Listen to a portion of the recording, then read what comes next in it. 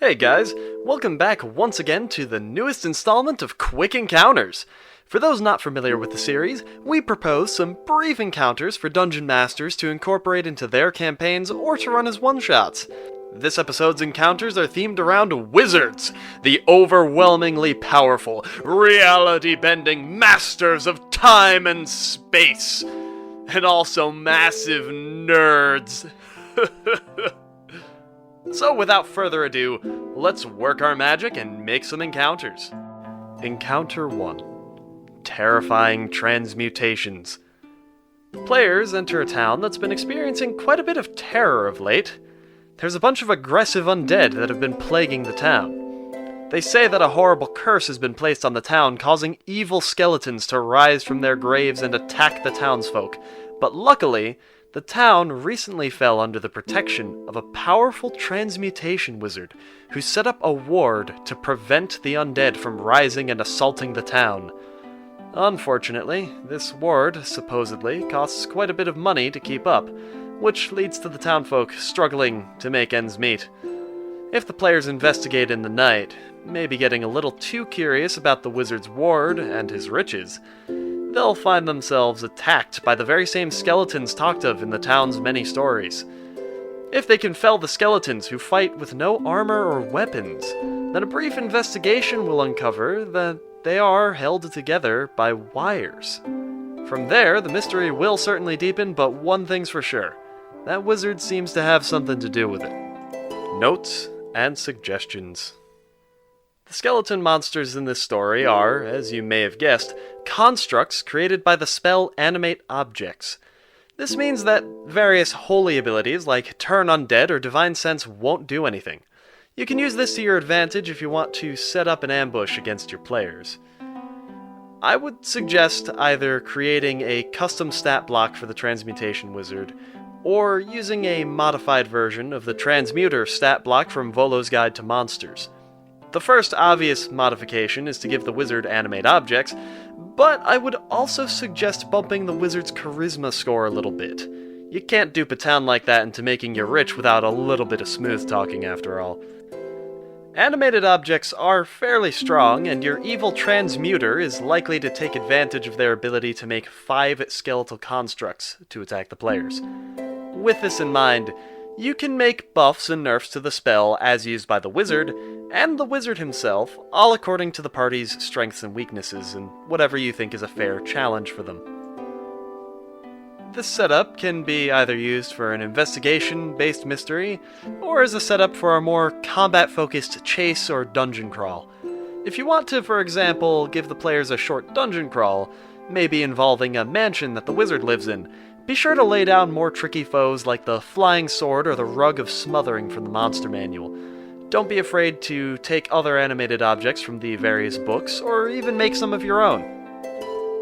If the encounter takes the form of a mystery, be sure to include a cast of prominent characters with dubious capabilities or motivations. Perhaps other characters like the town's mayor or lord, a young wizard apprentice, or the captain of the guard could be working with or against the party for a variety of reasons. Maybe some of them truly believe that the wizard is keeping the town safe, or they're also profiting off of the town alongside the wizard, or maybe they're so overzealous at blaming the wizard that some suspicion falls on them instead. Encounter 2. Arcane Adversaries. As the players are on the road going from point A to point B, they find themselves crossing through some rough terrain. The area has evidence of a big scuffle between some powerful spellcasters, and there may even be some loud noise coming from an area just up ahead, too.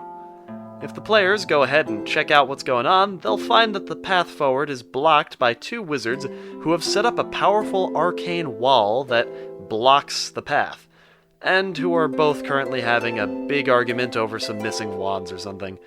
One of the wizards, Elbert, is an evoker, with a hot head, a short temper, and a very loud mouth, while his counterpart, Albert, is an abjurer who is pretty placid by comparison, but is still quite sassy.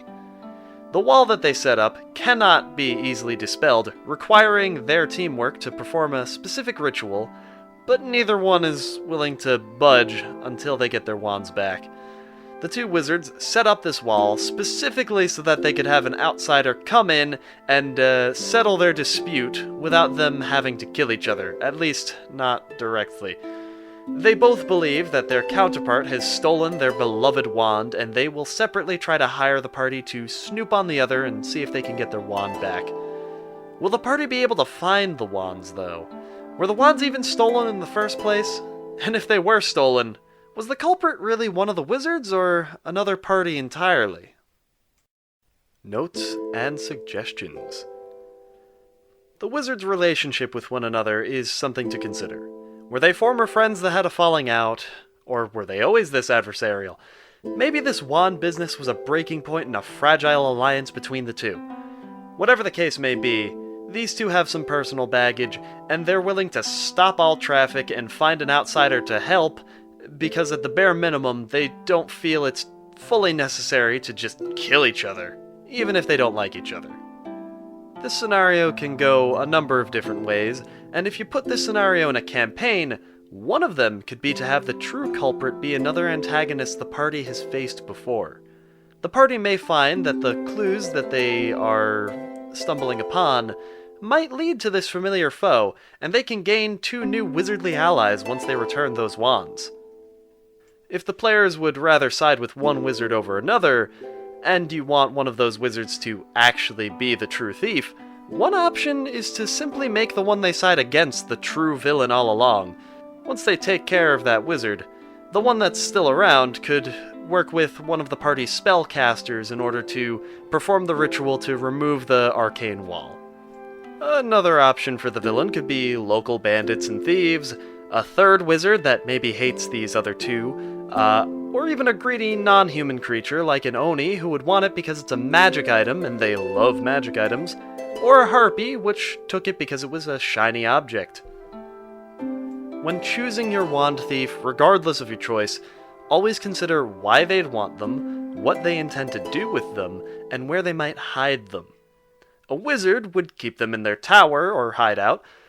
Bandits would also likely take the wands to their hideout, and a non-human creature might keep them in a cave or nest of some sort. You get the picture. Naturally, adjust your enemies according to the party's strengths and weaknesses and all, but remember that this scenario is also highly adaptable to the setting it takes place in, which gives you a lot of options to build the scenario as a dungeon master. With all that being said, thank you so much for watching this episode of Quick Encounters. I hope you enjoyed the video and that it helped you get started on your next session. If you liked it, be sure to like and subscribe and click the little notification bell to stay up to date on all of our new content. Also be sure to comment your thoughts on these scenarios and share the video around to anyone that might be looking for some inspiration for their next session. Thank you all so much for watching and have a lovely day.